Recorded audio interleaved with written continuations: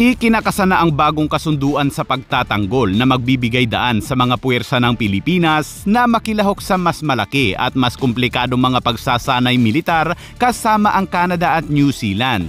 Nagsagawa naman ng Multilateral Maritime Cooperative Activity ang mga barko at eroplano ng Amerika, Canada at Pilipinas sa West Philippine Sea upang palakasin ang interoperability. At kaunting mga barko naman ng China ang nakita sa West Philippine Sea sa pinakabagong resupply mission sa isang military outpost sa Ayungin sa gitna yan ng de-escalation talks.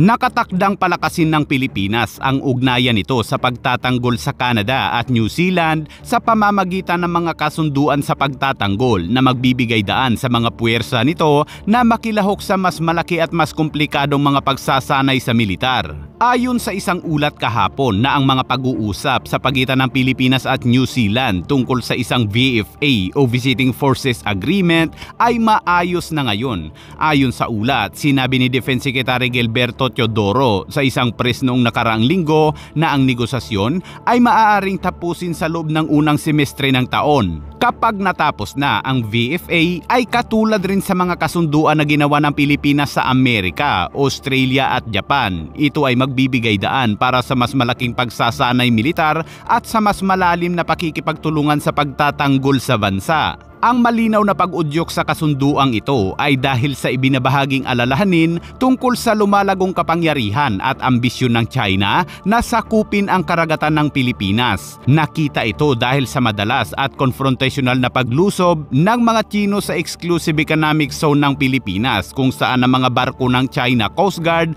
ay binabangga ang mga barko ng Pilipinas at binobomba ng tubig o high-pressure water cannon. Ang Canada at New Zealand ay naging mas madalas na kritiko sa mga agresibong aksyon ng China sa West Philippine Sea at nababahala ang mga ito tungkol sa iligal na gawain umano ng China. Inilarawan ni Teodoro na ang posibleng VFA sa New Zealand ay isang mahalagang bahagi ng parehong pag-iisip ng mga bansa at multilateral na mga inisyatiba ng mga bansa upang labanan ang unilateral na salaysay ng China upang baguhin ang internasyonal na batas. Dahil sa mga panghaharas na mga barko at helicopter ng China sa mga barko ng Pilipinas, ay parami naman ang mga bansang kumakampi o sumusuporta sa Pilipinas. Samantala, nagsagawa naman ng 7th MMCA o Multilateral Maritime Cooperative Activity ang mga naval at air units ng Pilipinas, Canada at Amerika sa Exclusive Economic Zone ng bansa sa West Philippine Sea sa isang joint operational area ng NOLCOM o Northern Luzon Command.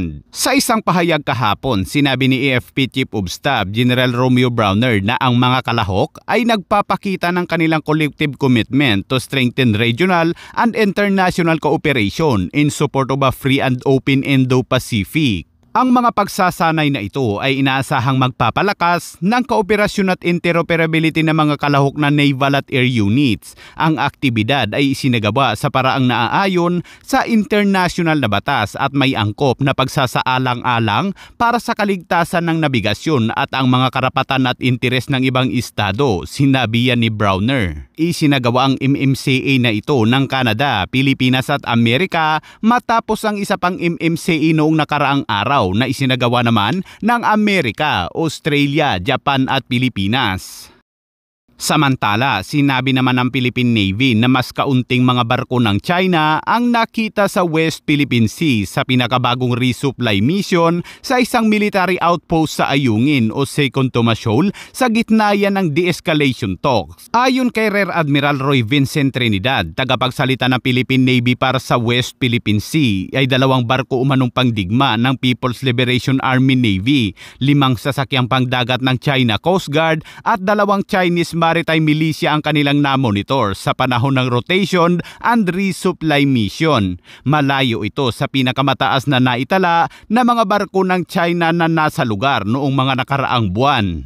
Sinabi naman ng Department of Foreign Affairs na ito ang ikalimang RORE mission sa BRP Sierra Madre kasunod ng BCM o Bilateral Consultation Mechanism sa pagitan ng China at Pilipinas. Ang BCM na ito ay ginawa pagkatapos ng RORE mission noon pang June 17, 2024 kung saan matinding panghaharas ng China ang naranasan ng mga sundalo ng Pilipinas na naging dahilan pa ng pagkaputol ng hinlalaki ng isa sa mga tauhan ng hukbong dagat ng bansa.